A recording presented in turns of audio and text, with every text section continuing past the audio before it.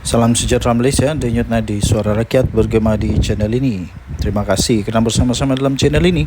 Untuk mendapatkan berita terbaru setiap hari, sila tekan butang subscribe, like dan share.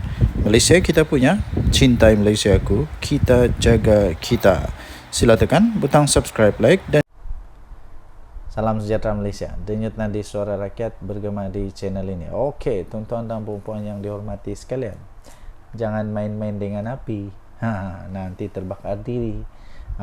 Jangan cuba-cuba nak jadi hero, nanti sendiri termakan dengan hero. Ramai orang mau jadi hero, cuba dedah ini, dedah itu, dedah dokumen. Tapi hati-hati bila mau dedahkan dokumen yang sulit. Hati-hati, nanti sendiri termakan diri. Nanti sendiri termakan dengan keinginan untuk mau jadi hero tapi salah, melawan undang-undang. Ini tidak boleh dibiarkan. Jadi akhirnya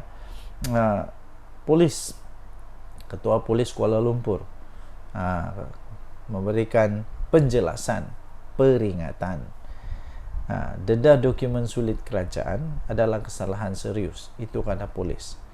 Penahanan reman ahli Jawatan Kuasa Penerangan Bersatu, iaitu Badrul Hisham Shaharin, adalah proses biasa yang dilakukan berdasarkan keperluan siasatan. Jangan pula lepas ini kata kena tunggang lah polis, kena tunggang lah. Tidak, memang ini semua begini. Dulu pun salah seorang pemimpin Pakatan Harapan kena dalam kes ini. Siapa dia? Rafizi. Jadi kalau sekarang Cikgu Bat kena, sebab itu biasa terjadi. Jangan pula Muhyiddin tiba-tiba merayan kata itu ini. Muhyiddin tahu sangat, dia tahu betul dengan undang-undang ni. Dan saya terasa Cikgu Bat pun tahu dengan undang-undang ni. Ketua Polis Kuala Lumpur Datuk Rusdi Muhammad Isa berkata, kesalahan disyaki dilakukan oleh Badrul Hisham atau dikenali sebagai Cikgu Bad itu adalah satu perkara yang sangat serius di dalam mana? Di bawah Seksyen 8 Akta Rahsia Rasmi tahun 1972. Jadi dia kata ini proses biasa untuk menahan reman. Ada laporan, jadi kesalahan itu kita akan siasat, dia kata. Jadi kesalahan itu benarkan kita buat tangkapan dan ada keperluan kita akan tangkap, bergantung kepada siasatan, katanya. Jadi janganlah risau kalau tidak ada apa-apa salah, nak takut apa? Kalau memang buat salah, terimalah. Saya pikir Cikgu Bad yang dipilih menjadi orang-orang besar di dalam Bersatu, dia bukannya bodoh kah, babal kah, tak palui kah, tidak. Dia bukan palui. Dia tahu konsekuensi bila dia keluarkan benda tu, bila dia kongsikan maklumat tu. Dia tahu kalau itu rahsia kerajaan kah, bukan rahsia kerajaan kah. Jadi sekarang kalau mau jadi hero, teruskanlah jadi hero, tapi jadilah hero yang bijak. Jangan jadi hero yang bodoh pula. Berdasarkan Seksyen 8 Akta Rahsia Kerajaan, kesalahan itu sangat berat. Membabitkan dokumen kerajaan, walaupun cuma salinan, kita nak tengok siapa yang ada dokumen hak milik kerajaan itu. Sebab dia, Cikgu Bad, tidak bekerja di situ. Ini yang bikin pening nih. Cikgu Bad tidak kerja di situ, tapi dia ada itu dokumen. Jadi dari mana dia dapat, macam mana dia boleh dapat? Ini memang mengejutkan. Beliau berkata demikian pada majlis serah terima tugas Ketua Polis Daerah Dang Wangi di Ibu Pejabat Polis IPD Dang Wangi. Okey, jadi anda boleh layari seterusnya di dalam Harian Metro, hmetro.com.my untuk berita ini. Dedah dokumen sulit kerajaan adalah kesalahan serius, kata polis. Kita jumpa lagi. Bye. Salam sejahtera Malaysia, denyut nadi suara rakyat terus bergema di channel ini. Terbaru, tuan-tuan dan puan-puan, adakah Datuk Seri Anwar Ibrahim akan bertahan menjadi Perdana Menteri paling lama atau tidak? Mungkin tidak kesampaian. Tapi Datuk Seri Anwar Ibrahim, saya fikir dia bukan gila untuk nak jadi Perdana Menteri lah. Tidak. Ya, yang penting memang dia mau selamatkan negara Malaysia. Okey. Hadkan tempoh perkhidmatan Perdana Menteri tidak lebih daripada 10 tahun. Itu perlu dibahaskan di Parlimen. Itu daripada Menteri di Jabatan Perdana Menteri, Undang-Undang dan Reformasi. Satu sidang khas Parlimen perlu diadakan di bawah Peraturan 11/3 Peraturan Dewan Rakyat dan Dewan Negara untuk membahaskan pengedahan tempoh perkhidmatan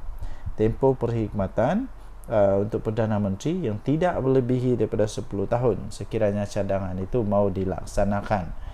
Menteri Jabatan Perdana Menteri, Undang-Undang dan Reformasi Institusi, iaitu Datuk Seri Azalina Osman Said berkata, peruntukan undang-undang berkenaan perlu untuk dibahaskan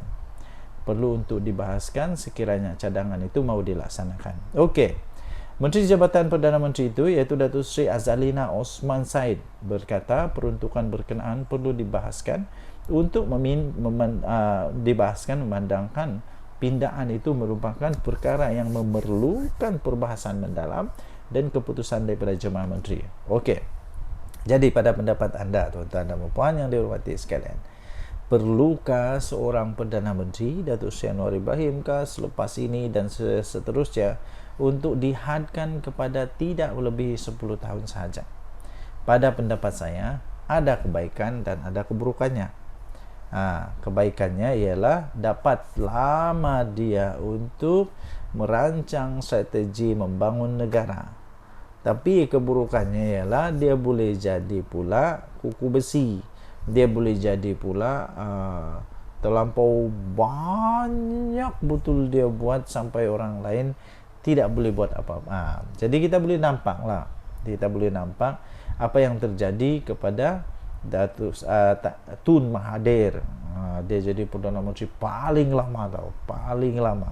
Kemudian Datuk Seri Anwar Ibrahim ganti setelah sepatutnya Datuk Seri Anwar Ibrahim patut ganti dia, tapi pun tidak ganti-ganti. Jadi perlukah?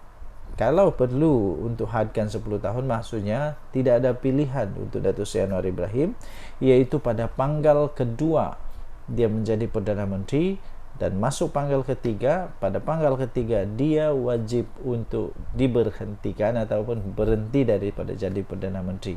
Tidak ada pilihan.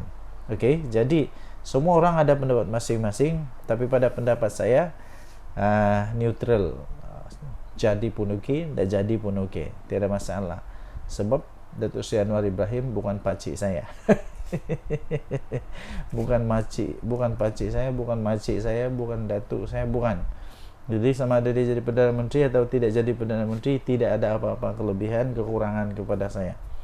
Yang penting, yang pasti tugasnya untuk membangun negara, untuk menyelamatkan negara, untuk berusaha menjadikan negara ini lebih makmur, lebih selamat, lebih bahagia, semua lebih yang terbaik lah dapat dilaksanakan. Kita jumpa lagi. Tinggalkan komen anda. Bye bye. Salam sejahtera Malaysia. Denyut nadi suara rakyat bergema di channel ini. Saya sudah agak benda ni berlaku sejak hari pertama lagi gerakan bersama dengan PAS di dalam Perikatan Nasional. Saya sudah agak benda ni lama kelamaan, lama atau sekejap, sooner or later, dia bilang orang putih lah, sooner or later it would come. It must come. Bukan saja akan will, tapi memang ini betul-betul akan tiba, di mana PAS tak akan boleh bergabung, boleh bertahan dengan mana-mana parti. Sudah terbukti apabila banyak sudah parti politik yang lain yang bergabungnya dengan PAS mesti berpisah, bercerai. Terbaru. Sekarang ini gerakan pula ada ura-ura untuk mau keluar daripada Perikatan Nasional. Pada pendapat saya, lebih baiklah gerakan keluar saja dari Perikatan Nasional. Daripada dia bersama dengan PAS, lebih baik dia bersama dengan DAP di dalam Pakatan Harapan, Barisan Nasional dalam kerajaan. Lagi untung. Apa keuntungannya bersama dengan Perikatan Nasional? Dan lagi sekarang pula seolah-olah PAS sedang memperlekehkan pendapat yang diutarakan oleh Presiden Gerakan sendiri. Dan terbaru ini, bila saja Gerakan memberitahu bahwa mungkin mereka ada hati untuk keluar daripada Perikatan Nasional, dan tu jugalah serta merta PAS keluar kenyataan, tak akan halang keputusan Gerakan keluar PN. Silap-silap mungkin inilah sebenarnya yang PAS mau. Mungkin saja, mungkin PAS memang sudah lama tunggu untuk Perikatan Nasional tidak ada gerakan, untuk gerakan keluar dari Perikatan Nasional mungkin sudah lama ditunggu. Sekarang sudah ada peluang, apalagi janganlah pujuk. Sebab itu saya kata Presiden Gerakan sepatutnya berpikiran lebih terbuka, lebih subjektif, lebih objektif, supaya dapat memikirkan apa dia dapat dengan bertahan di dalam Perikatan Nasional. Sebab benda ni dia akan berulang-ulang, berulang-ulang. Yang ini timbul, yang itu timbul, ialah siapapun, apapun parti, kalau memang parti itu ada sikapnya, ada aura-aura menunggang ini, akhirnya nanti ada parti yang akan dibuang sebab tidak sudah bengam. Apalagi kalau menunggang agama kah, menunggang bangsa kah, itulah. Tapi nasib baik dalam Perikatan Nasional tidak ada lah begitu kan. Perikatan Nasional tidak ada yang tunggang-menunggang nih. Semuanya baik-baik kan. Jadi tuan-tuan dan puan, PAS akhirnya kata tak halang untuk keputusan Gerakan keluar PN. Ada pendapat saya, bagus sajalah, PN keluar sajalah. Keluar sajalah. PAS tidak menghalang sekiranya Parti Gerakan Malaysia atau Gerakan mengambil keputusan untuk keluar daripada PN susulan perbezaan pendapat berhubung kontroversi dana sekolah Cina. Memetik laporan portal media tempatan, Naib Presiden PAS Muhammad Amar Abdullah dilaporkan berkata, terserah kepada Gerakan untuk membuat keputusan kerana setiap parti mempunyai hak dan pendirian masing-masing. Kalau Gerakan rasa dia tak selesa dengan PN, dia kata dia boleh buat keputusan untuk keluar. Lepas tu tak ada masalah kerana ini negara demokrasi, terserah katanya.